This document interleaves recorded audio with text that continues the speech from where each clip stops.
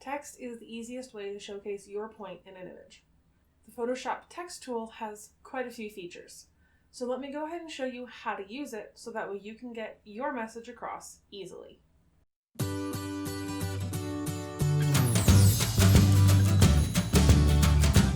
Hey there, my name's Danielle, web and graphic designer, bringing you tech tips and tutorials to help you stand out from the crowd.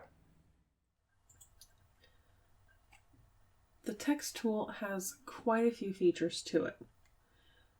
It's right over here. Looks like a little T, or you can hit T on the keyboard to switch to it. And there's a couple different things about it. To add text, you can click away and just start typing. This will run off the edge of the screen if you keep typing, so you do have to tell it to go to the next line.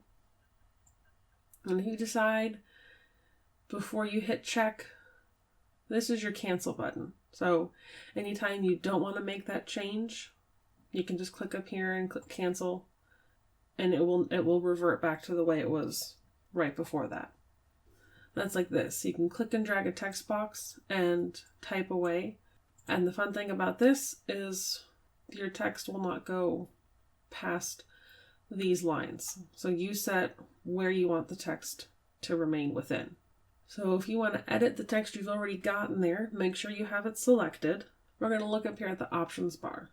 This is your button to select whether you want horizontal or vertical text. There's one other way to get to that. If you see this little drop down arrow, you can right click on it and it will let you pick horizontal or vertical type tool. So that's the other way to get vertical text. This here is going to be your fonts, whatever you want to switch that to. And if your font has any special options like light, bold, regular, that's where you'd pick that. This is your size of your font. Play around with this. I tend to notice this on like the edge of the letters, and I usually keep this on strong. These here are just your left, center, or right alignment. This is your color. So if you wanted to pick a color off of the image, or if you wanted to put in a hex code, you could put in the hex code to your color here and just click OK. And then from there, you can hit the check mark to save.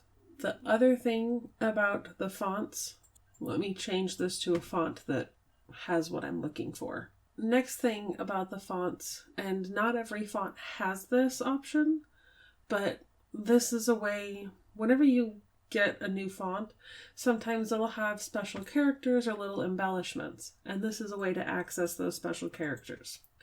So you want to go to Window, Glyphs, and then click on the letter you want, and it will highlight that letter.